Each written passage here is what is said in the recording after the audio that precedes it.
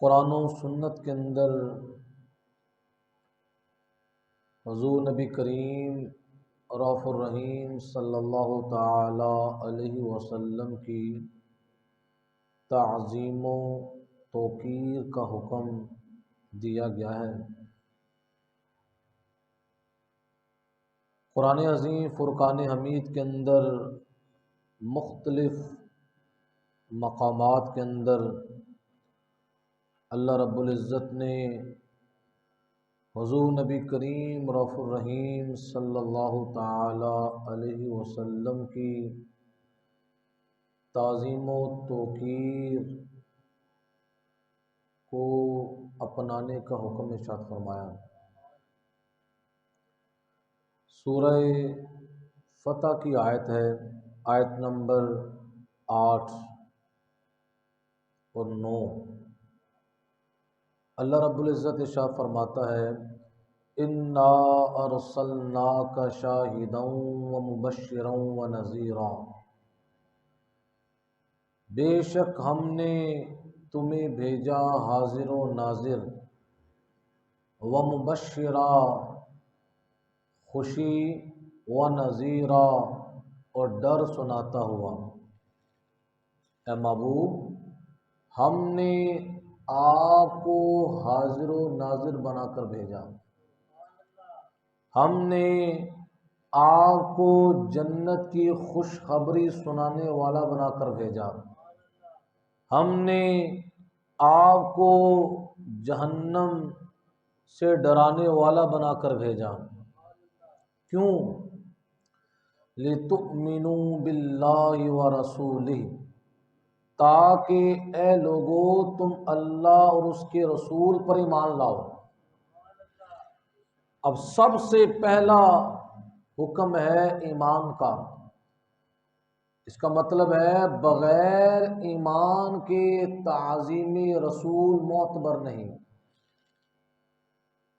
تعظیم رسول جو ہے اسی کی معتبر ہے جس کے دل میں ایمان کی دولت ہو۔ تو فرمایا تاکہ تم اللہ اور اس کے رسول پر ایمان لاؤ، وَتُعَزِّرُوهُ وَتُوَقِّرُوهُ، اور رسول کی تعظیم و توقیر کرو، رسول کی تعظیم و توقیر کرو، وَتُسَبِّحُوهُ بُكْرَةً وَأَصِيلًا، اور صبح و شام اللہ کی پاکی بولو۔ اب اس آیت مقدسہ کے اندر اللہ رب العزت نے حضور نبی کریم صلی اللہ تعالی علیہ وسلم کی تعظیم و توقیر کا حکم ارشاد فرمایا کہ میرے محبوب صلی اللہ تعالی علیہ وسلم کی تعظیم و توقیر کو اپناؤ۔ اب دنیا کے اندر کئی رشتے ہیں جن کے آداب لانے کا اللہ رب العزت نے حکم اختیار فرمایا۔ ماں باپ بڑا قابل عزت رشتہ ہے، استاذ کا رشتہ ہے، بہن بھائیوں کا رشتہ ہے، اسی طرح اعزاء و اقارب کے رشتے ہیں۔ اس کے اندر بھی اللہ تبارک و تعالی اور اس کے رسول صلی اللہ تعالی علیہ وسلم نے آداب بیان کیے۔ ماں کے رشتے کے اندر ادب یہ ہے کہ تم نے اف نہیں کہنا، نہ ان سے سخت لہجے سے بات کرنی ہے، اللہ فرماتا ہے نرم لہجے سے بات کرنی ہے۔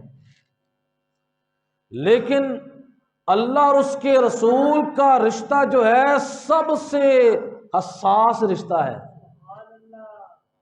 سب سے۔ اب حضور نبی کریم صلی اللہ تعالی علیہ وسلم کا جو رشتہ ہے، امتی کو حضور کی تعظیم اور توقیر کا کون سا انداز ہونا چاہیے؟ بچہ اگر نماز پڑھ رہا ہو، ماں یا والد اس کو نماز کے دوران بلا لیں، نماز کے، تو اس صورت کے اندر اگر وہ فرائض کی ادائیگی کر رہا ہے تو وہ فرائض کو نہیں چھوڑ سکتا، فرائض کو لیکن اگر وہی امتی نماز کی حالت میں ہے اور حضور بلا لیں، کیا بلا لیں؟ حضور علیہ الصلوۃ والسلام بلائیں، حکم یہ ہے کہ اپنی نماز کو وہاں ہی چھوڑ دو، چھوڑ کر حضور علیہ الصلوۃ والسلام کی بات کو اختیار کرو، حضور جس کام کے لیے بھیجیں وہ کام کرو۔ جب بندہ کام کاج کر کے فارغ ہو جائے، یہ نہیں ہے دوبارہ سرے سے نماز پڑھے، بلکہ جہاں سے چھوڑ کر گیا تھا وہاں سے نماز شروع کر دے۔ اس کا مطلب ہے کہ وہ نماز چھوڑ کر گیا اور حضور علیہ الصلوۃ والسلام کا کام کر رہا ہے، وہ ایسے ہی ہے جس طرح وہ عبادت کے اندر ہے۔ یعنی آپ اس سے اندازہ لگائیں اللہ رب العزت نے حضور علیہ السلام کو کیا مقام عطا فرمایا کہ اس کی نماز ٹوٹتی نہیں۔ اگر نماز کی حالت کے اندر حضور علیہ الصلوۃ والسلام کسی کو یاد فرمائیں، اس کی نماز ٹوٹتی نہیں ہے۔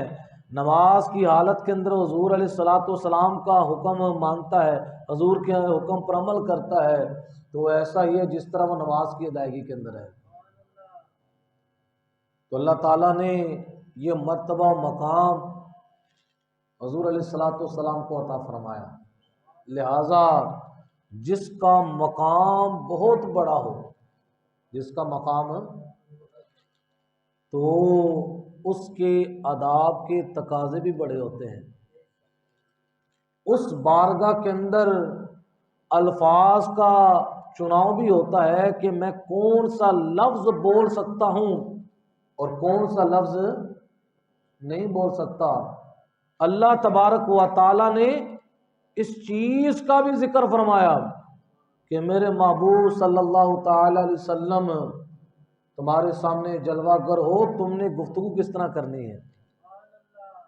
تم نے حضور علیہ الصلوۃ والسلام کی بارگاہ اقدس کے اندر صحابہ کرام بیٹھتے تھے، اگر کوئی مسئلہ سمجھ نہ آتا تو حضور علیہ السلام کی بارگاہ میں عرض کرتے تھے راعینا یا رسول اللہ، اللہ کے رسول ہماری رعایت فرمائیں، ہمیں یہ بات سمجھ میں نہیں آئی، آپ ہمیں دوبارہ ارشاد فرما دیں۔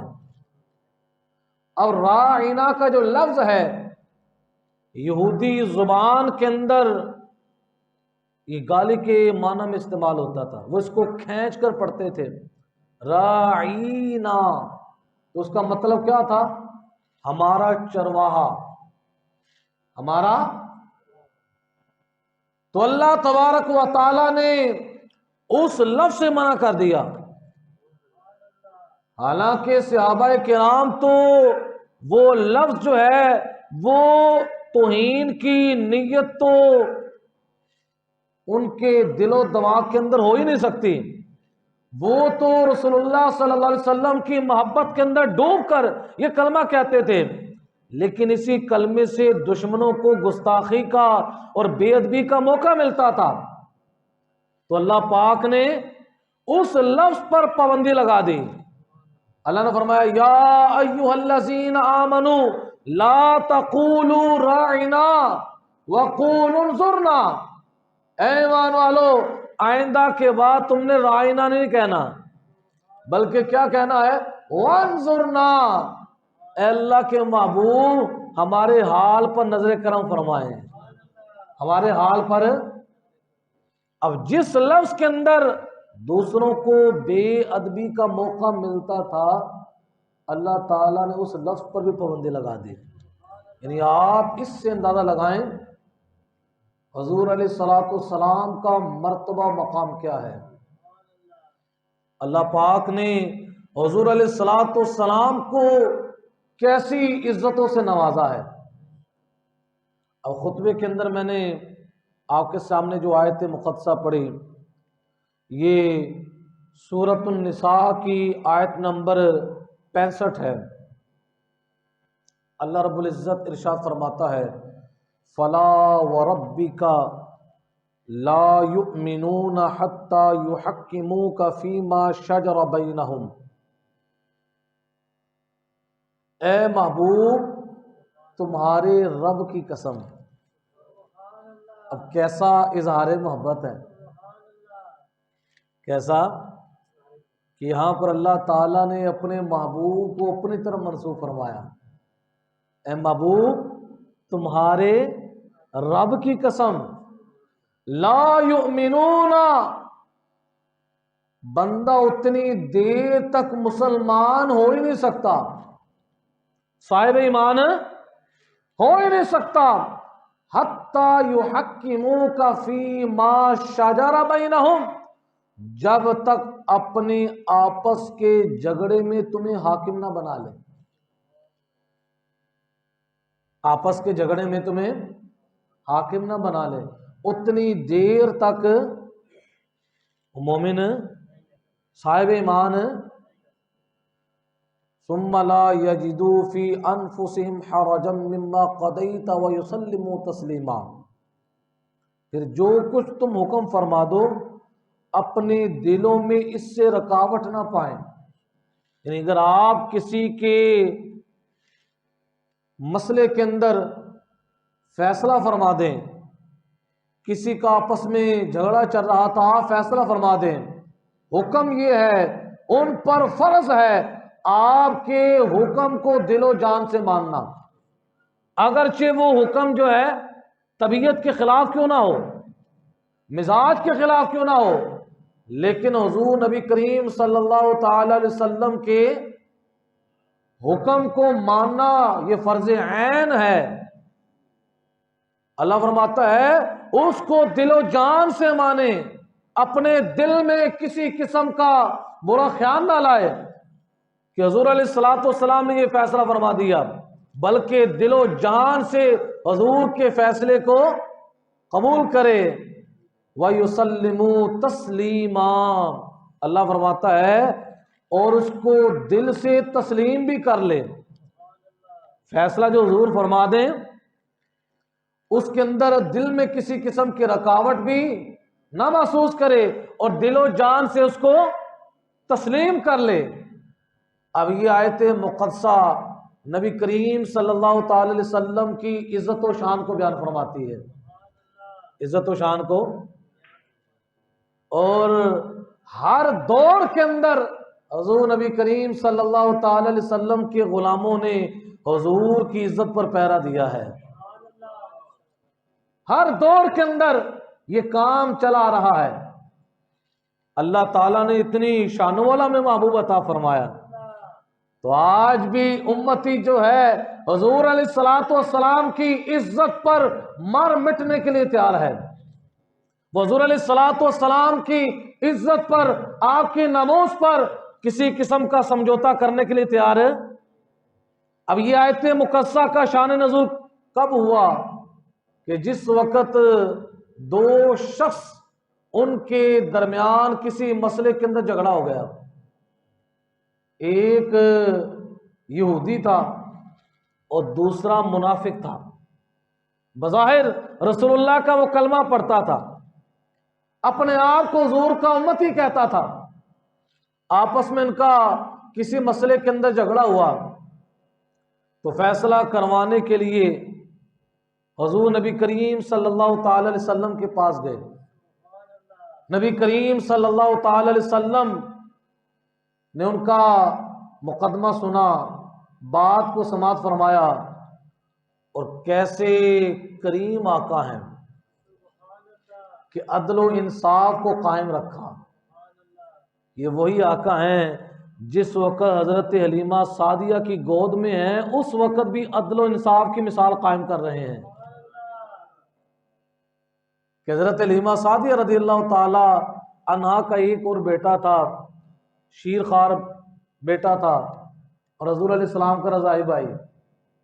تو حضرت حلیمہ سعدیہ رضی اللہ تعالی عنہا کا دودھ نبی علیہ السلام نوش فرماتے، تو جس وقت حضرت حلیمہ سعدیہ دوسری طرف سے دودھ پیش کرتی حضور اس کو قبول نہیں فرماتے. کیوں نہیں فرماتے؟ اس وجہ سے کہ میرا بھائی بھی ہے.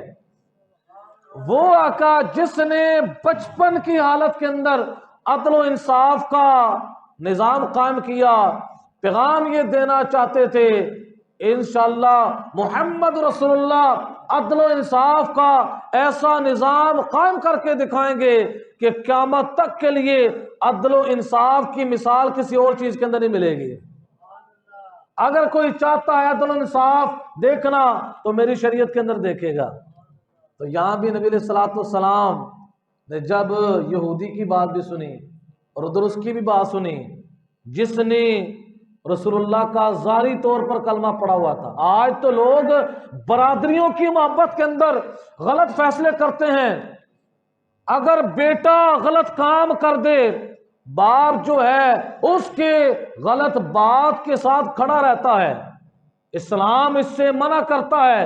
اسلام یہ کہتا ہے اگر باپ کے سامنے اگر بیٹا غلط کام کرے تو بیٹے کے جرم پر، بیٹے کے گناہ پر باپ جو ہے اس کی حمایت نہیں کرے گا، بلکہ وہاں پر عدل و انصاف کا نظام قائم کرتے ہوئے حق بات کہے گا۔ لیکن آج ہمارے معاشرے کے اندر دیکھ لیں، لوگ پارٹیوں کی وجہ سے، چاہے سیاسی پارٹی ہو چاہے مذہبی پارٹی ہو، لوگ تعصب کی زندگی جی رہے ہیں۔ یار یہ کون ہے؟ یہ میرا سیاسی بھائی ہے، یہ میرا مذہبی بھائی ہے۔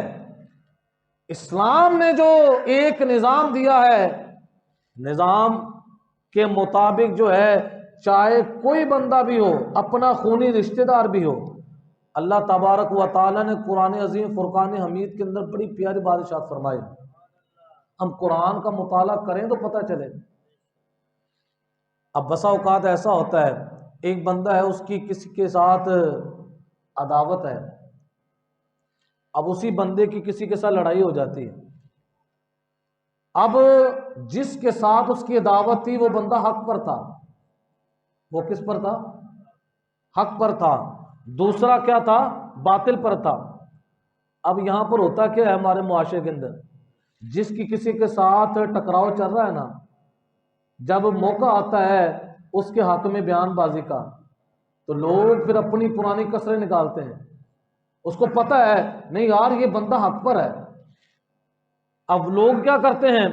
لوگ ناحق طور پر اس کے بارے میں پھنسانے کی کوشش کرتے ہیں۔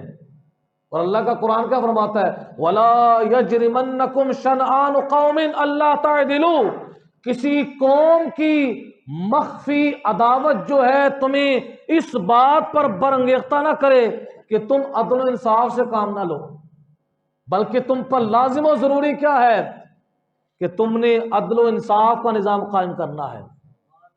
اب حضور علیہ الصلوۃ والسلام جو تاجدار ختم نبوت ہیں، آپ ہمیں نظام بھی ایسا دے کر گئے کہ حضور علیہ السلام کے بعد اب کسی نظام کی ضرورت ہے؟ حضور کا نظام جو ہے وہ کامل و اکمل نظام ہے۔ تو حضور علیہ الصلوۃ والسلام کے نظام کے اندر آپ نے جب ان کا مقدمہ سنا، آپ نے یہودی کے حق میں فیصلہ کر دیا۔ جب یہودی کے حق میں فیصلہ کر دیا، وہ دونوں وہاں سے اٹھے، مسجد نبوی کے باہر جس وقت پہنچے، وہی جس نے ظاہری طور پر رسول اللہ کا کلمہ پڑھا تھا منافق، اس نے شور ڈال دیا۔ اس نے کہا مجھے یہ فیصلہ منظور نہیں، مجھے یہ فیصلہ، اب دیکھیں اس نے یہ کہا فیصلہ مجھے منظور، کوئی اور بات نہیں کہی، حضور کے فیصلے کو قبول، اور کہتا ہے کہ چلو فیصلہ کروانے کے لیے عمر فاروق کے پاس چلتے ہیں۔ عمر، یہودی نے آگے سے کہا یا تم پر بھی حیرت ہے کہ تمہیں اپنے نبی کا فیصلہ قبول نہیں۔ بہرحال وہ اس کے کہنے پر حضرت عمر فاروق رضی اللہ تعالیٰ عنہ کے پاس وہ پہنچے۔ حضرت عمر فاروق رضی اللہ تعالیٰ عنہ کا دروازہ کھٹکھٹایا، آپ باہر آئے تو اس یہودی نے آگے سے کہا کہ جناب ہم آپ سے فیصلہ کروانے کے لیے آئے ہیں۔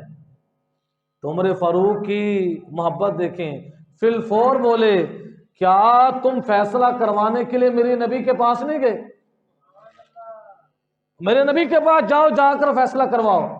اس یہودی نے آگے سے کہا جناب ہم رسول اللہ کی بارگاہ سے آ رہے ہیں اور وہاں سے آپ کے نبی نے میرے حق میں فیصلہ کیا ہے، لیکن یہ کہہ رہا تھا کہ عمر سے جا کر فیصلہ کرواتے ہیں۔ تو حضرت عمر فاروق رضی اللہ تعالیٰ عنہ نے آگے سے کہا میں آپ کا بڑا اچھا فیصلہ کرتا ہوں، ابھی میرا انتظار کرو۔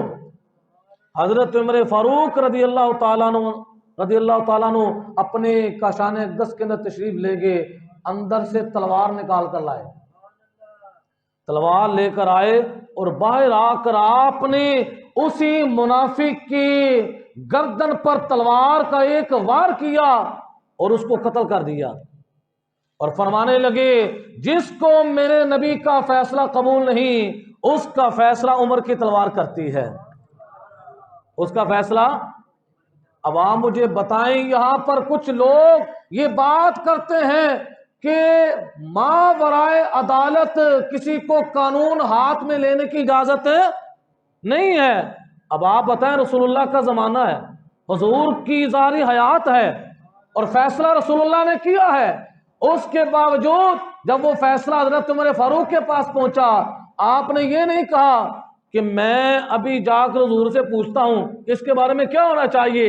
حضرت عمر فاروق رضی اللہ تعالی عنہ کی محبت کا تقاضا اور رسول اللہ کی ناموس پر پہرے کا جو تقاضا تھا، آپ نے اس منافق کو مہلت نہ دی، بلکہ آپ نے فیصلہ کر کے آپ نے قیامت تک کے لیے غازیان اسلام کے لیے دروازہ کھول دیا کہ جو کوئی بھی رسول اللہ کی ناموس پر غداری کرے گا، رسول اللہ صلی اللہ علیہ وسلم کی ناموس پر حملہ کرے گا، اس کا فیصلہ جو ہے عمر کی تلوار کر رہی ہے۔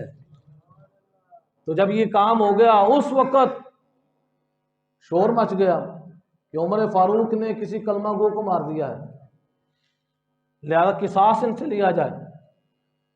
یہ شور و غل چل رہا تھا، اللہ تبارک و تعالیٰ نے حضرت عمر فاروق کی شان میں قرآن کی آیت نازل فرما دی، ان کی تائید میں فرمائی اے محبوب آپ کے رب کی قسم وہ اتنی دیر تک مومن نہیں ہو سکتا جب تک آپ کے فیصلے کو دل و جان سے نہ مانے۔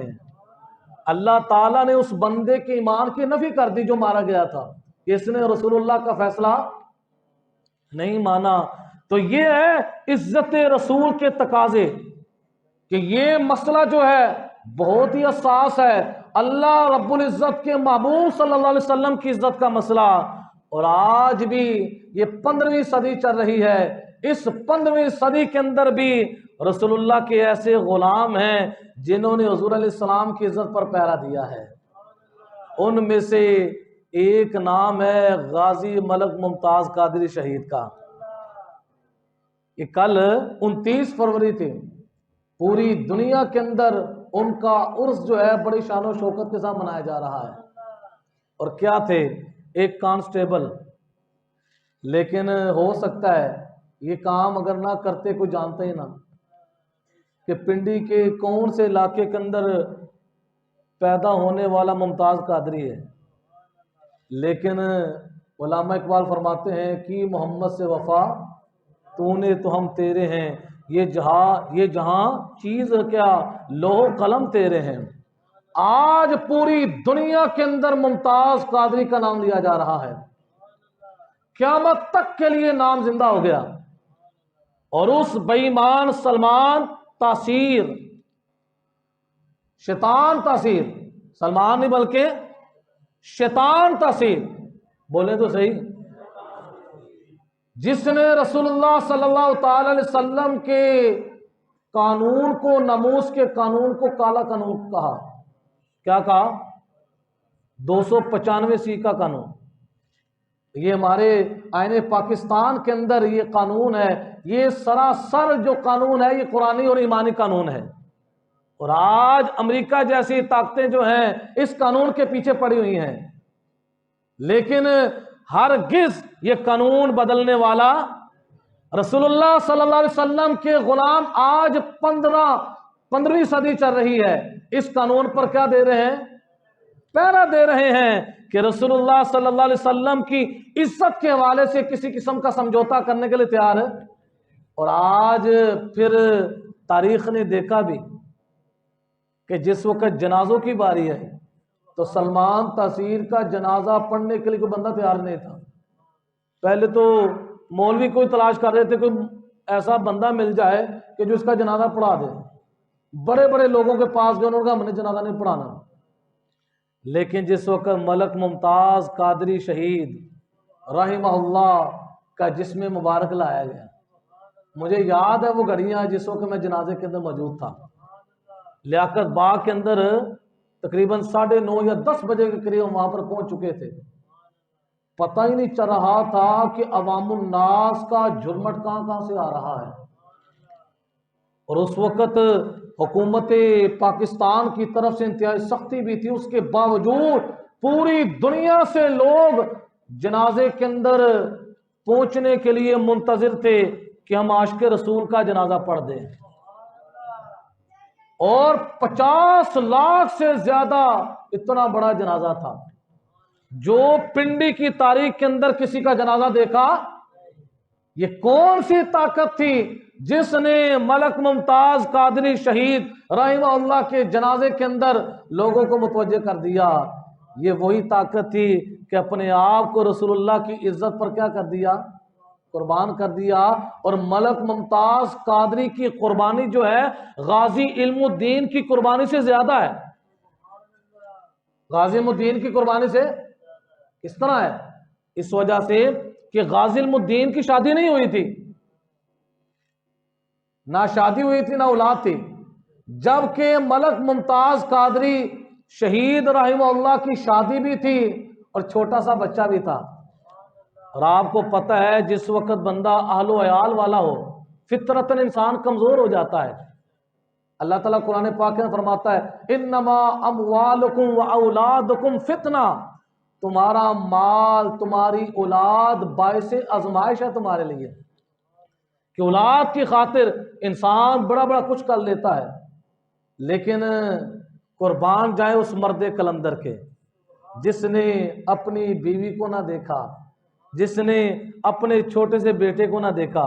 کہ جس وقت آخری ملاقات تھی بیٹے نے پوچھا کہ بابا جان آپ کب گھر میں آئیں گے؟ تو آگے سے ملک ممتاز قادری شہید نے کہا بیٹا آج فجر کے بعد گھر میں ملاقات ہوگی. جب آخری پھانسی دے جانے والا وقت تھا، بیٹا آج ملاقات ہوگی. اور کیسی شان و شوکت کے ساتھ دنیا سے رخصت ہوئے کہ آپ نے اس دن روزہ سحری کی صورت کے اندر رکھا کہ انشاءاللہ جا کر افطاری جو ہے حضور کی بارگاہ میں جا کر کریں گے. کہاں کریں گے؟ جا کر روزہ رکھا. اور جس وقت ان کو لے کر پھانسی کی طرف لے کر جا رہے ہیں، اور آپ یہ سمجھتے ہیں جس وقت سزائے موت کے آرڈر جاری ہو جائیں بڑے بڑے بہادر پہلوان جو ہے وہ کمزور ہو جاتے ہیں. وہ پہلے جناب والا ان کو پتہ ہے ہمیں پھانسی دے جائے گی، لیکن ممتاز قادری شہید جو ہے پھانسی جو قریب آتی جا رہی تھی جذبہ بڑھتا جا رہا تھا. ان کے والد گرامی بوڑھا والد ہے، پوری فیملی ملنے کے لیے آئی ہے. جس وقت ان کو فیملی سے ملانے کے بعد ان کو تختہ دار کی طرف لے کر جا رہے ہیں تو کیسی رسول اللہ کی محبت کی مثال قائم کی کہ غازی ملک ممتاز قادری شہید نے پیچھے مڑ کر نہیں دیکھا کہ کوئی قیامت تک کے لیے عاشقوں کو تانا نہ دے دے، بلکہ آپ پھانسی کی طرف رواں دواں ہیں، چلتے جا رہے ہیں. اور جس وقت آپ کی پھانسی کا بالکل وقت قریب آیا تو آپ نے اس پھانسی دینے والے کو کہا، اس نے پوچھا کہ آپ کی آخری خواہش کیا ہے؟ تو آپ نے کہا میری آخری خواہش یہ ہے کہ جس وقت میرے گلے کے اندر پھندا ڈالا جائے اتنی دیر تک مجھے پھانسی نہیں دینی جب تک میں لبیک یا رسول اللہ کا نعرہ نہ لگا دوں. لبیک یا رسول اللہ کا، تو آج لبیک یا رسول اللہ کا نعرہ لگانا آسان ہے، مزہ تو اس وقت آتا ہے جس وقت سامنے پھانسی کا پھندا ہو، موت سامنے ہو، اس وقت کے یا رسول اللہ میں حاضر ہوں. یا رسول اللہ، جس طرح حضرت کفایت اللہ کافی کہ جس وقت ان کو پھانسی کے لیے تختہ دار کی طرف لے کے جایا جا رہا تھا اس وقت آپ نے یہ نعت لکھی، کوئی گل باقی رہے گا نہ چمن رہ جائے گا، پر رسول اللہ کا دین حسن رہ جائے گا۔ آج نعت خوانی ہم بھی کرتے ہیں، اور نعت جب پڑھے ہوتے ہیں نوٹوں کی برسات نچاور ہو رہی ہوتی ہے، اور اس وقت پڑھنے کا نعت خوان کو مزہ بھی آتا ہے، بڑے بڑے نعت خوان وجد میں آ جاتے ہیں۔ لیکن ایک نعت خوان وہ بھی تھے، سامنے پھانسی کا پھندا ہے اور ساتھ یہ کہتے جا رہے ہیں کوئی گل باقی رہے گا نہ چمن رہ جائے گا، پر رسول اللہ کا دین حسن رہ جائے گا۔ تو یہاں بھی ملک ممتاز قادری گلے کے اندر پھانسی کا پھندا ہے اور کیا کہہ رہے ہیں؟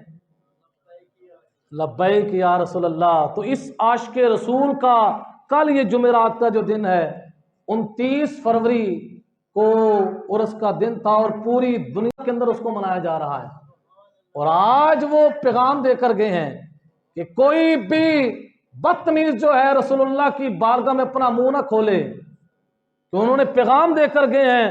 صرف ایک غازی نہیں گیا، اگر آج بھی کوئی رسول اللہ کی شان کے اندر بولے گا تو امت جو ہے اس کی زبان نکالنا جانتی ہے۔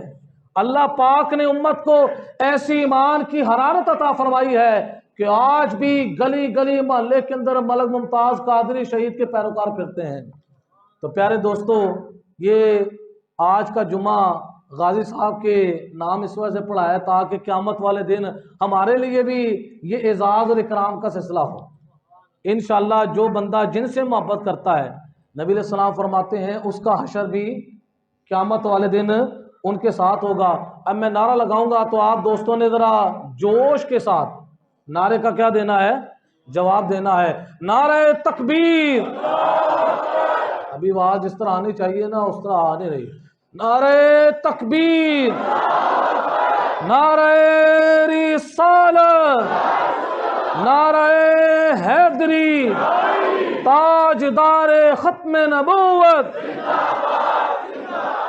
تاجدار ختم معصومیت! لبیک لبیک لبیک یا رسول اللہ! لبیک لبیک لبیک یا رسول اللہ! لبیک لبیک لبیک یا رسول اللہ صلی اللہ تعالی علیہ وسلم۔ وآخر دعوانا ان الحمدللہ۔